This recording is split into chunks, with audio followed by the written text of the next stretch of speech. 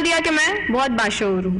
رائے مشورت کے حساب سے ہمیں کچھ نہیں کرنا. ہر چیز کو آ کر اسٹینڈرڈ پر پرکھیں. ہر چیز کا ایک اسٹینڈرڈ ہوتا ہے نا, ہر چیز کو آ کر ایک اسٹینڈرڈ پر پرکھیں. شعور کے لیے بھی خداوند تعالیٰ نے ایک اسٹینڈرڈ مقرر کیا ہے. آئے اپنے شعور کو نہج البلاغہ پہ پرکھیں, اگر وہاں کامیاب ہے تو کامیاب ہے.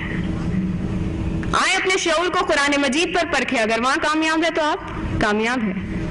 اب یہ کہ اگر انسان لاشعور ہو, اس میں اگر شعور نہ ہو تو اس سے بہت ساری غلطیاں سرزد ہوتی ہیں, جس میں سے کچھ مثالیں میں آپ کی خدمت میں پیش کروں گی.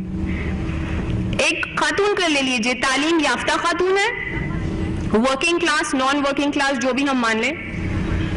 یہ جب اٹھتی ہے صبح میں, جب اپنے آفس جاتی ہے, اپنی سہیلی کے گھر پہ جاتی ہے, شروع ہو جاتی, کیا ہوا میرے سسر نے یہ کیا, میری ساس نے یہ کیا, میرے شوہر تو پہلے دن سے ہی خوب.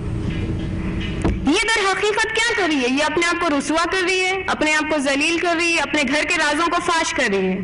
تعلیم یافتہ ہے لیکن شعور نہیں ہے, تو اسے لگتا ہے میں نے ایک کارنامے کو انجام دیا.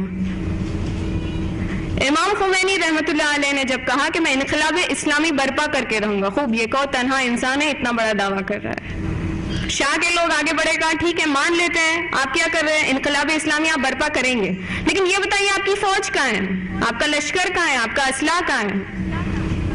امام خمینی نے جواب دیا کہ میری فوج اور میرا لشکر اپنی ماؤں کے دامن میں تربیت حاصل کر رہے ہیں.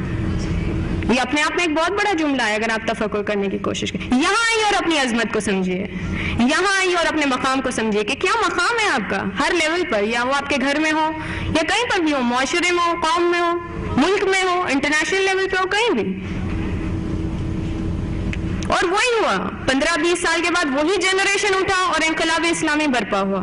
لیکن اگر ایک ایسی عورت جس کو پتہ ہی نہیں کہ اس کے اندر ایک روح ہے, وہ اپنی تمام حیات جسم پروری میں لگائے گی, ہر کام جسم کے لیے, اور پھر اگر خداوند تعالیٰ اسے اولاد دے دے تو اسے بھی جسم مان رہی ہے. خوب میں نے اپنے تمام فریضوں کو ادا کیا. کیسے ادا کیا؟ میں نے کھلا کھلا کر اسے موٹا کیا. لیکن مجھے یہ نہیں معلوم کہ اس کے اندر کی جو فطرت ہے اسے مجھے پروان چڑھانا ہے. مجھے یہ نہیں معلوم کہ اس کے اندر ایک روح ہے جس کی مجھے تربیت کرنی ہے.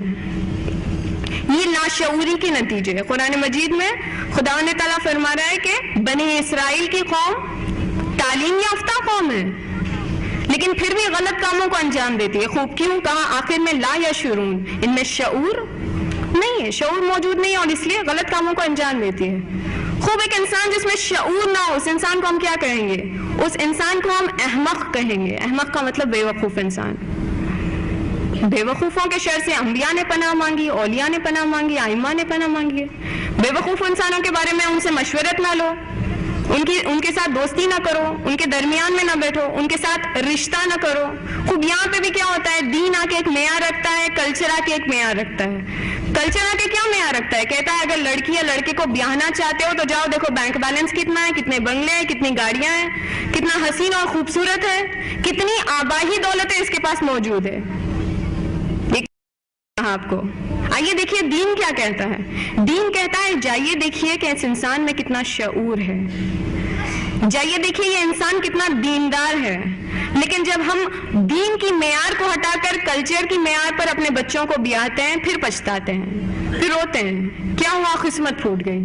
کیا ہوا؟ جادو ٹونا ہو گیا. کیا ہوا؟ تعویذ پلیتے ہو گئے. تعویذ پلیتے نہیں ہوئے, لاشعوری ہو گئی ہے, نا آگاہی ہو گئی ہے, جس وجہ سے آپ سے یہ غلطی سرزد ہوئی کہ آپ نے اپنی بچوں کی زندگیوں کو خود برباد کیا.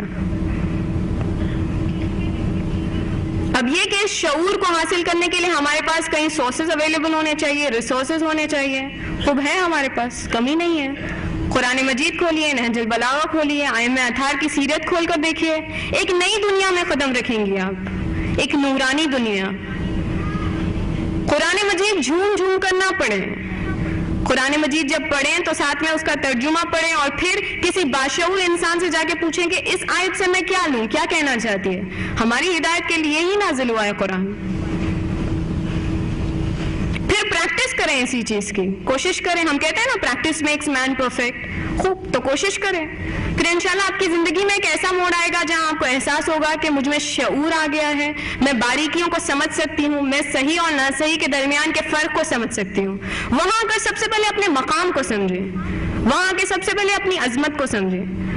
پھر اول کام یہ کہ ذمہ داریوں کو سمجھیں اور نبھائیں, پھر آ کر حقوق طلبی کریں.